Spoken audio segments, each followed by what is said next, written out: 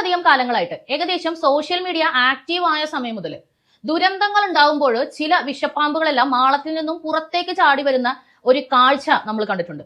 ഒരുപാട് പേര് അവരുടെ ഉള്ളിലുള്ള വിഷം പുറത്തേക്ക് തുപ്പുന്നത് ഫേക്ക് ഐഡി വഴിയാണ്. എന്തിനു വേണ്ടിയാണ്? പിടിക്കപ്പെടാതിരിക്കാൻ വേണ്ടി. എന്നാൽ ചുരുക്കം ചിലർ അതിലും സഹിക്കാൻ പറ്റാതെ സ്വന്തം ഐഡിയയിലൂടെ തന്നെ അത് ചെയ്യും. എന്നിട്ടും പിടിക്കപ്പെടില്ല, തനിക്കൊന്നും സംഭവിക്കില്ലെന്ന് ധൈര്യത്തോടെ വീമ്പിളക്കും. അങ്ങനെ ചെയ്ത ഒരു വിഷപ്പാമ്പിന്റെ പത്തി അടക്കി ഒതുക്കി ഇരുത്താൻ എല്ലാവരും കൂടി ശ്രമിച്ചതിന്റെ ഒരു കഥയാണ് എനിക്കിപ്പോൾ നിങ്ങളോട് പറയാനുള്ളത്. വിഷയത്തിലേക്ക് വരുന്നതിന് മുമ്പായി സംഭാവനയുടെ കാര്യം ഞാൻ ഒരിക്കൽ കൂടി ഓർമ്മിപ്പിക്കുന്നു. ചാനലിന്റെ മോണിറ്റൈസേഷൻ റീസ്റ്റോർ ചെയ്യുന്നത് വരെ നമുക്ക് നിങ്ങളുടെ ഫിനാൻഷ്യൽ ആയിട്ടുള്ള പിന്തുണകൾ ധാരാളമായി ആവശ്യമുണ്ട്. അതുകൊണ്ട് കൂടിയാണ് എല്ലാ വീഡിയോയിലും ഇത് വീണ്ടും വീണ്ടും പറയുന്നത്.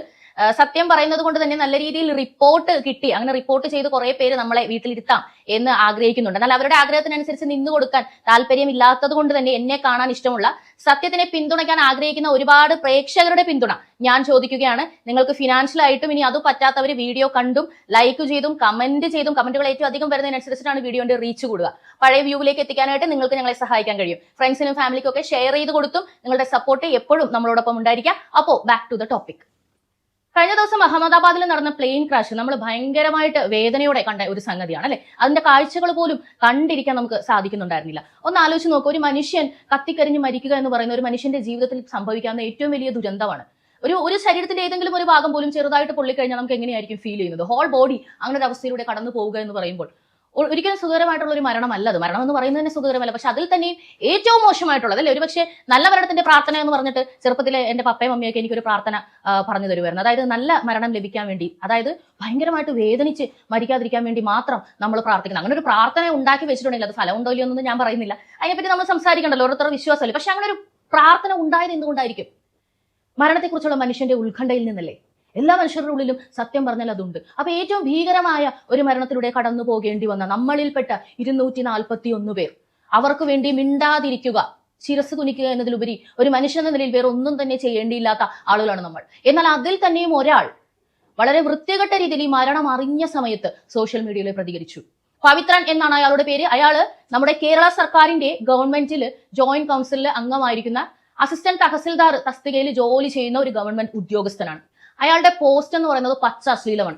ആദ്യമായി ഈ അപകടത്തിൽ മരിച്ചുപോയ ഇരയും കൂടിയായ പൈലറ്റിനെയാണ് ഫസ്റ്റ് പറയുന്നത്. ഓട്ടോ ഡ്രൈവറിനെ പോലെയാണ് പൈലറ്റ് പെരുമാറിയത്. അയാൾ ജനവാസ മേഖലയിലേക്ക് ഇടിച്ച് കയറ്റി എന്നുള്ളതാണ് പറയുന്നത്. ഇപ്പോഴും ആ ഫ്ലൈറ്റിനുണ്ടായ സാങ്കേതിക തകരാറ് എന്താണെന്ന് നമുക്ക് മനസ്സിലായിട്ടില്ല. എന്നാൽ ജനവാസം ഏറ്റവും കുറഞ്ഞ മേഖലയിലേക്കാണ് സത്യത്തിൽ ആ ഫ്ലൈറ്റ് വീണതെന്നുള്ളതാണ്. ഹോസ്റ്റലിലേക്കാണ്. ഏകദേശം 50-നടുത്ത് മരണമാണ് ഇപ്പോൾ ഹോസ്റ്റലിലെ കുട്ടികളുടെ ഇത് റിപ്പോർട്ട് ചെയ്യുന്നത്. ഒരു പക്ഷേ തൊട്ടപ്പുറത്ത് തന്നെ വേറെ ഗ്രാമങ്ങളൊക്കെ ഉണ്ടായിരുന്നു, അവിടെയായിരുന്നു ഈ പ്ലെയിൻ ക്രാഷ് ആയതെങ്കിൽ ഇതല്ല അവിടുത്തെ മരണസംഖ്യ. വലിയ തരത്തിലുള്ള ഒരു ദുരന്തം ഉണ്ടായി പോകും. ഒന്ന് ആലോചിച്ച് നോക്കുക, ആ പൈലറ്റ് ഇപ്പോൾ ജീവനോടെ ഇല്ല. അദ്ദേഹത്തെയാണ് ആദ്യം അധിക്ഷേപിച്ചിരിക്കുന്നത്. രണ്ടാമതായി അധിക്ഷേപിച്ചിരിക്കുന്നത് മരണപ്പെട്ടു പോയ രഞ്ജിത എന്ന നഴ്സിനെ. അവർ ഗവൺമെന്റ് സർവീസിൽ ഇരുന്നു കൊണ്ട് ലീവ് എടുത്ത് വിദേശത്തേക്ക് ജോലി ചെയ്തതിന് വിമർശിക്കാനാണ് ഏറ്റവും മോശമായിട്ടുള്ള, ജാതീയമായി ലൈംഗികപരമായി ഒരു സ്ത്രീത്വത്തെ അപമാനിച്ചുകൊണ്ടുവരെ ഇയാൾ രംഗത്ത് വന്നിരിക്കുന്നതെന്ന് ആലോചിച്ച് നോക്കുക. ഇയാൾക്ക് പെൺമക്കൾ ഉണ്ടാവില്ല, ഇയാൾക്ക് ഭാര്യ ഉണ്ടാവില്ല, ഒരു അമ്മ പ്രസവിച്ചതല്ലേ ഇയാളെ. എങ്ങനെയാണ് ഇയാൾക്ക് ഒരു സ്ത്രീയെ ഇത്ര വൃത്തികെട്ട രീതിയിൽ സംസാരിക്കാൻ കഴിയുന്നത്? ഇത് അബദ്ധത്തിൽ സംഭവിച്ചു പോകുന്നതാണോ? അല്ല. ഇതിനു മുൻപും ഇയാളുടെ ഭാഗത്തു നിന്നും ഇതേപോലത്തെ പ്രശ്നങ്ങൾ ഉണ്ടായിട്ടുണ്ട്. മുൻ റവന്യൂ മന്ത്രിയായ ചന്ദ്രശേഖരനെ കുറിച്ച് ഇയാൾ വൃത്തികെട്ട രീതിയിൽ നക്കി നായർ എന്നും പറഞ്ഞിട്ടാണ് പോസ്റ്റ് ഇട്ടത്. സത്യത്തിൽ ആ വാക്ക് ഞാൻ പറയാൻ പാടില്ല, ഞാൻ നിങ്ങൾക്ക് അറിയാൻ വേണ്ടി എടുത്തു പറഞ്ഞു എന്നേ ഉള്ളൂ. അങ്ങനെ പറയാനേ പാടില്ല. വൃത്തികെട്ട രീതിയിൽ ഒരു ജാതിയെ, എത്ര ആളുകളുണ്ട് ആ ജാതിയിൽപ്പെട്ട അല്ലെങ്കിൽ ആ കമ്മ്യൂണിറ്റിയിൽപ്പെട്ട, അവരെല്ലാരെയും ബാധിക്കുന്ന രീതിയിൽ അങ്ങനെ സംസാരിക്കാനേ പാടില്ലല്ലോ. എന്നിട്ടും ഇയാൾ എന്തുകൊണ്ടാണ് ഇപ്പോഴും സർവീസിലുള്ളത്? ഇയാൾ CPI-കാരനാണ്. കഴിഞ്ഞ വിഷയം നടന്ന സമയത്ത് തിരിച്ച് ഇയാൾ സർവീസിൽ കയറി. ഇയാൾക്കൊരു സസ്പെൻഷൻ പോലുള്ള ചെറിയ കാര്യങ്ങൾ കൊടുത്തൊരു 6 മാസം പുറത്തു നിർത്തി. ഇയാളുടെ കയ്യിലിരിപ്പ് ഇങ്ങനെ വിസിബിൾ ആയതുകൊണ്ട്. അപ്പൊ സർക്കാർ സർവീസിലിരിക്കുന്ന ആളുകൾക്ക് അവരുടെ ജോലിക്ക് ത്രട്ടൻ വരുന്നതിന്റെ ഒരു കോൺക്രീറ്റ് ആയിട്ടുള്ള ഒരു റീസൺ ആണ് ഭരിക്കുന്ന പാർട്ടിയെയോ അല്ലെങ്കിൽ ഇവിടെയുള്ള മറ്റാളുകളെയോ ദുഷിപ്പിക്കുന്ന രീതിയിൽ പബ്ലിക്കായിട്ട് സംസാരിക്കുക. അങ്ങനെ പ്രവർത്തിച്ചു കഴിഞ്ഞാൽ അത് സിസ്റ്റത്തിനെതിരായിട്ട് കണക്കാക്കിക്കൊണ്ട് ഇയാളെ വേണമെങ്കിൽ ജോലിയിൽ നിന്ന് വരെ മാറ്റി നിർത്താം. എന്നാൽ ഇയാൾക്ക് ഒരു സസ്പെൻഷൻ മാത്രം ലഭിച്ചിട്ട് ഇയാൾ തിരിച്ചു വരുന്ന അവസ്ഥയാണ്. ചന്ദ്രശേഖരനെ വിമർശിച്ചല്ല, ശരിക്കും പറഞ്ഞാൽ വൃത്തികെട്ട രീതിയിൽ ബുള്ളിയും ചെയ്ത് പോസ്റ്റ് ചെയ്തപ്പോൾ ഇയാൾക്കുണ്ടായത്. എങ്ങനെയാണ് ഇയാൾ തിരിച്ചു വന്നത്? മന്ത്രി കെ രാജന്റെ വിശ്വസ്തനാണ് ഈ പവിത്രൻ. ആ വിശ്വസ്തത കൊണ്ടാണ് ഇയാൾ തിരിച്ച് ഇതിലും പവർഫുൾ ആയിട്ട് സർവീസിൽ കയറി വന്നതിന് ശേഷം ഇയാൾ പോസ്റ്റ് ഇട്ടത്, ഞാൻ ഇനിയും ജോയിന്റ് കൗൺസിലിൽ തന്നെ ഉണ്ടാകും, എന്നെ പുറത്തിരുത്താൻ നോക്കിയവർ ആ പായ അങ്ങ് ചുരുട്ടി വെച്ചേക്ക്, അത് നിർത്തണ്ട, എന്റെ സിരയിലൂടെ ഓടുന്നത് കമ്മ്യൂണിസ്റ്റ് രക്തമാണ് എന്നാണ്. തീർച്ചയായും മിസ്റ്റർ പവിത്രൻ, ഞങ്ങൾക്ക് ആ കാര്യത്തിൽ യാതൊരു സംശയവുമില്ല. ഒരാൾ മരിച്ചു കിടക്കുമ്പോൾ പോലും ഇമാതിരി തോന്നിയവാസം പറയാൻ സാധിക്കണമെങ്കിൽ സിരകളിൽ അങ്ങനത്തെ രക്തം തന്നെ ഓടണം. മരണം ആരെയും വിശുദ്ധരാക്കുന്നില്ല. ഈ വാക്യം വളരെ ഫേമസ് ആണ്. ഇപ്പോൾ നിലമ്പൂരിൽ മത്സരിക്കുന്ന തീരെ വർഗീയതയില്ലാത്ത വളരെ മാന്യനും വാഗ്മിയുമായ എം സ്വരാജിന്റെ ഫേസ്ബുക്ക് പോസ്റ്റാണ്. ഒരു മനുഷ്യൻ മരണപ്പെട്ടപ്പോൾ എഴുതിയിട്ടതാണ് മരണം ആരെയും വിശുദ്ധരാക്കുന്നില്ല എന്ന് പറഞ്ഞിട്ട്.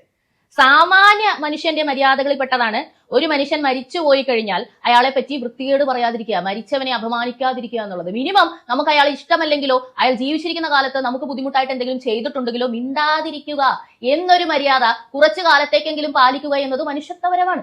ആ മനുഷ്യത്വം പോലും ഇല്ലാതെ മരിച്ചവനെ പരസ്യമായി സാഹിത്യഭാഷയിൽ അധിക്ഷേപിച്ചുകൊണ്ട് എഴുതിയ അതേ രക്തം തന്നെയാണ് തനിക്കുമുള്ളത് എന്നാണ് ഇപ്പോൾ ഈ രഞ്ജിതയെ അപമാനിച്ച ആ വ്യക്തിയും എഴുതി വെച്ചിരിക്കുന്നത്. അപ്പൊ അതിൽ അത്ഭുതമൊന്നും നമുക്ക് തോന്നുന്നില്ല. എന്നാൽ ഇപ്പോൾ പവിത്രനെ ജോലിയിൽ നിന്നും സസ്പെൻഡ് ചെയ്തിട്ടുണ്ട്. അത് കൂടാതെ അറസ്റ്റും ചെയ്തിട്ടുണ്ട്. ഇനി അടുത്തതായി ചെയ്യാൻ പോകുന്നത് ഇയാളെ ജോലിയിൽ നിന്നും പറഞ്ഞു വിടുക എന്നുള്ളതാണ് എന്നാണ് പറയുന്നത്. എങ്ങനെയാണ് ഇത്ര ശക്തമായ തീരുമാനം വന്നിരിക്കുന്നത്? ഇത്തവണ തീരുമാനം എടുത്തിരിക്കുന്നത് മുഖ്യമന്ത്രിയുടെ ഓഫീസിൽ നിന്നാണ്. കലക്ടറാണ് ശരിക്കും പറഞ്ഞാൽ ഇയാളെ സസ്പെൻഡ് ചെയ്യാനും അതുപോലെ സെക്രട്ടേറിയറ്റിൽ നിന്നുമാണ് മുഖ്യമന്ത്രിയുടെ പ്രത്യേക നിർദ്ദേശപ്രകാരം ഇയാളെ ജോലിയിൽ നിന്നും പിരിച്ചുവിടാനുമുള്ള സമ്മർദ്ദം ഉണ്ടായിരിക്കുന്നത്. ഉറപ്പായും അതങ്ങനെ തന്നെ സാധിക്കും. ഇനി ട്രൈബ്യൂണലിലോ കോടതിയിലോ ഒക്കെ പോയി പവിത്രന് ഫൈറ്റ് ചെയ്യാം. അസോസിയേഷന്റെ പവർ കൊണ്ടും ഈ പാർട്ടിയുടെ പവർ കൊണ്ടും പാർട്ടിയിൽ തന്നെ ഫൈറ്റ് ചെയ്യാം. പക്ഷെ പവിത്രന് തന്നെയാണ് നഷ്ടം. പവിത്രന്റെ സമയം ഇങ്ങനെ പോയിക്കൊണ്ടിരിക്കും. അഹങ്കാരം ആർക്കും നല്ലതല്ല. എനിക്ക് ഓർമ്മയുണ്ട് ആദ്യത്തെ പ്രളയത്തിന്റെ സമയത്ത് 2018 ഞാൻ അന്ന് വീട്ടിലിരുന്നുകൊണ്ട് തന്നെ ഓൺലൈനിൽ നമ്മൾ ഗ്രൂപ്പ് ഒക്കെ ഉണ്ടാക്കിയിട്ട് അതിന്റെ സൈബർ ആയിട്ടുള്ള എപ്പോഴുള്ള ആക്റ്റീവ് ആയിട്ടുള്ള പ്രവർത്തനങ്ങൾ ചെയ്തുകൊണ്ടിരിക്കുകയായിരുന്നു. ഒരു 3-4 ദിവസത്തേക്ക് ഉറക്കമില്ലാതെ നമ്മൾ ഇരുന്നുകൊണ്ടാണ് രക്ഷാപ്രവർത്തനങ്ങളിൽ ആളുകൾക്ക് നിർദ്ദേശങ്ങൾ കൊടുക്കുന്നത് ഫോണിലൂടെ. അപ്പൊ നമ്മൾ മത്സ്യത്തൊഴിലാളികളെ വിളിക്കും, ബോട്ടുമായിട്ട് പോകുന്ന, അതേപോലെ ആളുകളെ വിളിക്കും, അതേപോലെ ആളുകൾ ഇന്ന സ്ഥലത്ത് ഉണ്ടെന്നുള്ള അറിയിപ്പുകൾ അങ്ങോട്ടും ഇങ്ങോട്ടും കൊടുക്കും, മുഖ്യമായിട്ടുള്ള അറിയിപ്പുകൾ, അതുപോലെ സാധനങ്ങൾ എത്തിക്കുന്ന പോലുള്ള കാര്യങ്ങൾ, ഇതെല്ലാം ചെയ്യുന്ന ഒരു സംഗതിയാണ്. ആ സമയത്ത് ഒരുപാട് പേര് ക്യാമ്പുകളിലൊക്കെ താമസം ഉണ്ടായിരുന്നു. അപ്പൊ ഒരുപാട് സ്ത്രീകൾക്ക് വിസ്പർ പോലുള്ള അല്ലെങ്കിൽ സാനിറ്ററി നാപ്കിൻ പോലുള്ള കാര്യങ്ങൾ ആവശ്യമായിട്ട് വന്നപ്പോൾ നമ്മൾ ആവശ്യമുള്ളതെല്ലാം ഇന്ന കാര്യങ്ങൾ ആവശ്യമുണ്ട്, ആരെങ്കിലും എത്തിക്കുമോ എന്ന് ചോദിച്ച് പോസ്റ്റ് ഇടും. അപ്പൊ ആളുകൾ റിപ്ലൈ ചെയ്യും. അങ്ങനെ വലിയ രീതിയിൽ നമ്മൾ ഇത് മാനേജ് ചെയ്തുകൊണ്ടിരിക്കുന്ന സമയത്ത് ഒരുത്തൻ വന്ന് കമന്റ് ഇടുകയാണ്, സാനിറ്ററി പാഡ് മാത്രം മതിയോ ക്യാമ്പിലേക്ക്, കോണ്ടവും കൂടി വേണോ എന്ന്. അവന്റെ മനസ്ഥിതി ഒന്ന് ആലോചിച്ച് നോക്കണം. വീടും കുടുംബവും നഷ്ടപ്പെട്ട് ഉറ്റവരെയും ഉടയവരെയും കാണാതായി ഇട്ട ഉടുപ്പ് പോലും മാറിയിടാനില്ലാതെ ക്യാമ്പിൽ വന്ന് കിടക്കുന്ന ആളുകൾക്ക് കോണ്ടം വേണോ എന്ന് ചോദിക്കുന്ന മനസ്ഥിതി എവിടെ നിന്നായിരിക്കും വന്നിട്ടുണ്ടാവുക? ഇയാളൊരു നല്ല വീട്ടിൽ ജനിച്ച, നല്ല അച്ഛനും അമ്മയ്ക്കും ജനിച്ച ഒരു മനുഷ്യനാണ് എന്ന് പറയാൻ കഴിയുമോ? അങ്ങനെയുള്ളവർക്കൊന്നും ഈ രീതിയിൽ സംസാരിക്കാൻ വേണ്ടി കഴിയില്ല. ഇവിടെയും സംഭവിച്ചിരിക്കുന്നത് അത് തന്നെയാണ്. അയാൾക്കും ജോലി പോവുക പോലുള്ള കാര്യങ്ങൾ നേരിടേണ്ടി വന്നു. അതുകൊണ്ടാണ് ഏറ്റവും കൂടുതൽ ഫേക്ക് അടിയിൽ വന്നിട്ട് ആളുകൾ വൃത്തികേടുകൾ പറയുന്നത്. ഈ വാർത്തക്കടിയിൽ വന്ന് ചിരിച്ച ആളുകൾ, ടാറ്റ ബോയ്ക്കോട്ടിന് വേണ്ടി ഈ ഒരു അവസരം ഉപയോഗിക്കുന്ന ആളുകൾ, സുദിയോനെ ബോയ്ക്കോട്ട് ചെയ്യാൻ നടന്നിട്ട് ചീറ്റി പോയല്ലോ, അത് സുദിയോയ്ക്ക് ഭയങ്കര അഡ്വർടൈസ്മെന്റ് ആയി മാറിയതോടുകൂടി ടാറ്റ എന്ന പേര് വേണ്ട. ഒരാൾ വന്ന് ഈ സോഷ്യൽ മീഡിയയിൽ പറഞ്ഞത് എയർ ഇന്ത്യ എന്ന പേര് നമുക്കിനി വേണ്ട. അപ്പൊ ഞാൻ അയാളോട് ചോദിച്ചു, ഏത് പേരാണ് അതിൽ വേണ്ടാത്തത്? എയർ എന്നതാണോ വേണ്ടാത്തത്, അല്ലെങ്കിൽ ഇന്ത്യ എന്ന പേരാണോ വേണ്ടാത്തതെന്ന് ചോദിച്ചു. മനസ്ഥിതി ഇതാണെന്ന് ആലോചിക്കണം. ദുരന്തത്തിലും സന്തോഷിക്കുന്നവർ, ആളുകൾ ഒന്നിച്ചു നിൽക്കുന്നതും മനുഷ്യനെ സഹായിക്കുന്നതും കണ്ടുകൂടാത്തവർ, അതിലും വൃത്തികേടുകൾ കൊണ്ടുവന്ന് ചൊരിയുന്നവർ, ഇവർക്കെല്ലാം കൃത്യമായിട്ടുള്ള നിയമ നടപടികളിലൂടെ പാഠം പഠിപ്പിച്ചു കൊടുക്കേണ്ടത് വളരെ വളരെ വളരെ അത്യാവശ്യമാണ്. സ്ത്രീകളുടെ വീഡിയോകളിലും അതുപോലെ തന്നെ കുടുംബങ്ങൾ ചെയ്യുന്ന വ്ളോഗുകളിലും ഒക്കെ വന്ന് വൃത്തികേടുകൾ കമന്റ് ചെയ്യുന്ന ആളുകൾ നമുക്കറിയാം. ഒരുപാട് ആളുകൾ വള്ളി പിടിക്കേണ്ട സമയമില്ല ഇതിന്റെയൊക്കെ പുറകടക്കാൻ. ഇവനൊക്കെ ഇത് തന്നെയാണല്ലോ പണി എന്നോർത്ത് വിട്ടുകളയുന്നത് കൊണ്ട് കൂടിയാണ് ഇവർക്കെല്ലാം ഭയങ്കരമായിട്ട് ഇതിൽ ആവേശം കയറുന്നത്. സത്യത്തിൽ നിയമപരമായി കോടതി ഒരു 10 വർഷം കയറി ഇറങ്ങിക്കഴിഞ്ഞാൽ തീരാവുന്ന തരിപ്പേ ഉള്ളൂ. നമ്മളെല്ലാം റിയാക്ട് ചെയ്യാൻ പഠിച്ചിരിക്കുക എന്നുള്ളതാണ് ഇതിൽ മെയിൻ സംഗതി. പവിത്രന്റെ കാര്യത്തിൽ തീരുമാനമെടുത്ത കേരള സർക്കാരിനെയും പിണറായി വിജയൻ എന്ന മുഖ്യമന്ത്രിയെയും തീർച്ചയായും അഭിനന്ദിക്കുന്നു. സാധാരണക്കാർക്കും കൂടി ഇതെല്ലാം ലഭ്യമാക്കുമ്പോൾ മാത്രമേ താങ്കൾ കേരളത്തിന്റെ മുഖ്യമന്ത്രിയാകൂ എന്നത് കൂടി ഓർമ്മിപ്പിക്കുന്നു. ഇതിപ്പോൾ വലിയ വാർത്തയായതുകൊണ്ടും പ്രിവിലേജ്ഡ് ആയവർക്കും സെലിബ്രിറ്റികളായവർക്കും പാർട്ടിക്കാർക്കും ഒക്കെ നീതി നടപ്പാക്കാൻ താങ്കൾ മുൻപിലുണ്ട്. സാധാരണക്കാർക്കും കൂടി ആ ഒരു ആക്സസ് ലഭിക്കുന്ന രീതിയിൽ എന്തെങ്കിലും ഒന്ന് ചെയ്യുക എന്നതുകൂടി ഈ സമയത്ത് അഭ്യർത്ഥിക്കുന്നു.